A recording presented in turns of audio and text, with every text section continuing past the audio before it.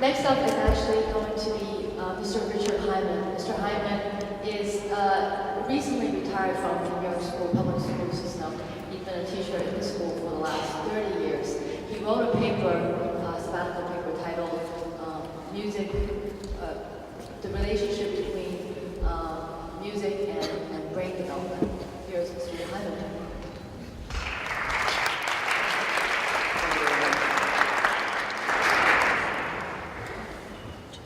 Could I ask you how many of you are teachers? Wow, good. And students? And parents? And teachers who are parents? No. Well, Kennedy was a great president. His assassination affected greatly our nation's cultural landscape. I actually met him. I am old enough. In the fall of 1960, the presidential campaign bus of then Senator John F. Kennedy stopped at the corner of my housing project in Queens. And my best friend David and I had seen Kennedy on television, and we ran to the bus. The door was open and Kennedy was standing at the top of the steps next to the driver. My friend David stepped up first, and Kennedy greeted him with the words, "Hi, Goldilocks." David had very light blonde hair. I was a bit husky, so when I stepped up and shook Kennedy's hand, he said, "How are you, Samson?" This was as far as we got in our political dialogue. But I guess that's typical considering that I was not yet 8 years old. About a month or two later, on election day, Goldilocks and I were walking to our local polling place to check out the crowd. And on the way, we encountered Nixon supporters. You can hiss. Handing out flyers. We told them how much we love Richard Nixon, and we volunteered to take a bunch of flyers and hand them out on the next block. This is true, you know, we were precocious, what can I tell you? They gave us 2 stacks of flyers, and we went around the corner and dumped them in a garbage can. And number one, now you know the real reason Kennedy won the election. And I was thinking about this on the way here.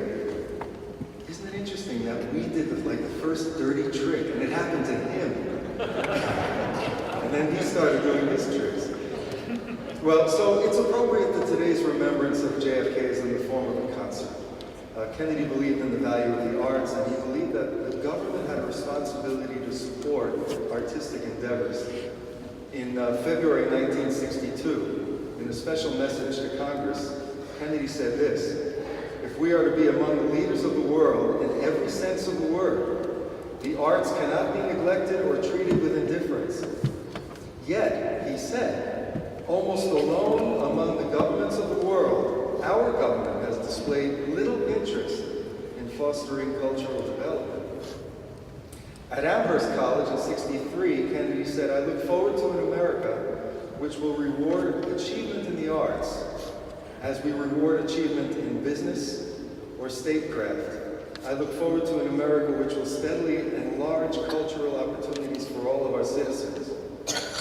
2 days after Kennedy was shot, composer-conductor Leonard Bernstein had this to say at the memorial concert held on the Sunday after JFK's assassination, exactly 50 years ago today.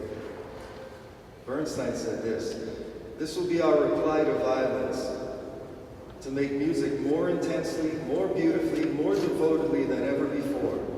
And with each note, we will honor the spirit of John F. Kennedy, commemorate his courage, and reaffirm his faith in the triumph of the mind."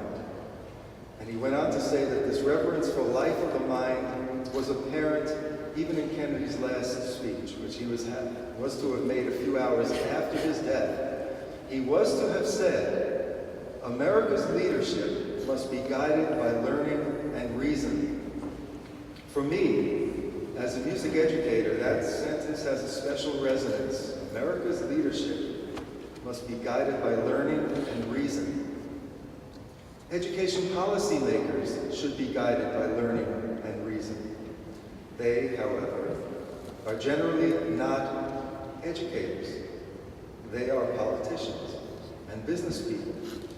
And their policies have not always led to the best educational outcomes. Many of their policies have been guided by something that Congressman Gallagher said before. Their choices are guided by fear. And I trace that fear and the decline of music education to 1957, when the Soviet Union launched the first satellite, Sputnik, into space, creating panic in the United States. It was unthinkable that we might lose the race to space. In 1958, as a reaction to this fear, President Eisenhower signed the National Defense Education Act. It was designed to fund educational programs that would provide the country with specific defense-oriented personnel, such as scientists, engineers, and mathematicians. Educational institutions began deprioritizing non-essential subjects. Non-essential subjects like music. We used to have a music regents exam in New York State. That hasn't happened for years. By the time I began my career in 1979, my subject, music, was well on its way to second-class citizenship. It was, and still is, considered a minor subject. Almost 3 years ago, in the State of the Union address, President Obama said something that made my hair stand on end. And that's difficult with my hair. In response to our lagging behind other nations in the sciences, he said, "This is our generation's Sputnik moment." Yikes. Here we go again. Today, after all that progress, after all that money, our country's education system is ranked 17th among industrialized nations. One study compared the working vocabularies of high school seniors in 1950 and again in 1999, and they concluded that the students had lost 60% of their words in just 50 years, and that was 14 years ago. And you know, if you watch the news, those screaming banners at the bottom, how many words are misspelled? How much grammar is missing? How many times do you see an apostrophe in front of a store that's used to make plurals? Well, I guess I'm being picky. But, and there's no evidence that the trend towards illiteracy is going to be reversed. In fact, currently 55% of all New York City high school graduates who enter a four-year college need remedial work in reading or math. 80% who enter two-year colleges need remedial work. In 1953, the New York State Regents exam in English contained vocabulary that was at a 17.9 grade level, which would be considered today advanced postgraduate work. In 2011, the reading level of the exam had dropped to between 9th and 10th grade level.